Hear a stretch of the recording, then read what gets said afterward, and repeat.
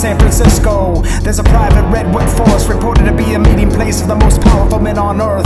2 weeks out of the year they meet in seclusion, discussing who will be the next president and mastermind ideas to keep people in the dark about these illusions, confusing the mass populace with the idea that freedom still somehow exists, and making us think that we need elected puppets to control the things we simply cannot fix. The creation of false threats and controlled opposition they call terrorism. A mission to put America into submission under the thumb of Big Brother, who's come to protect us from evil Muslim terrorists and health threats, maintaining our protection by injecting us with drugs and taking naked pictures of us every time we fly out of airports. How many more lives will it take?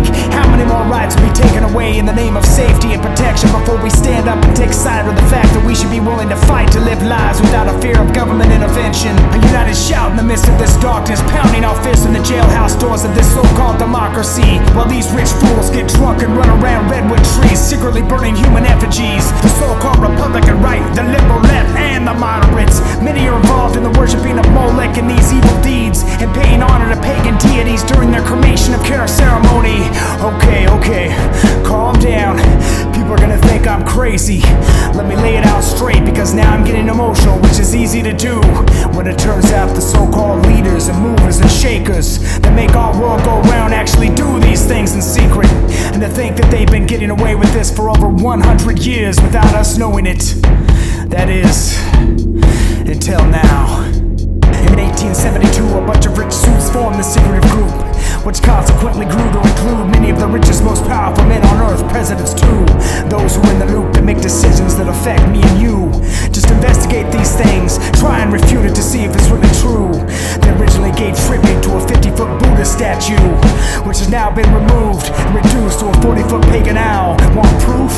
Look at the bird's eye view, blatantly laid out in the US Capitol. Zoom into the corner of the $1 bill to see their owl symbol, or in the logo of the National Press Club, corrupted with the blood spilled by murderous worshippers of Molech, aristocrats of many varieties, blasphemous, fiendish mercenaries, nefarious Luciferians, bent on a new world order, believing mankind can muster up the power to usher themselves into some sort of Aquarian age, using the lie of evolution to manage a new stage of elevated transhumanism based in DNA manipulation and pineal gland activation, opening demonic portholes and gateways. The Jack Parsons of today, preparing their Large Hadron Collider Stargate to initiate contact with entities outside our time and space domain, imitating aliens and agreeing to be seen as anything needed in order to corrupt and profane our brains and keep us enslaved, maintain the lie until the very end of days.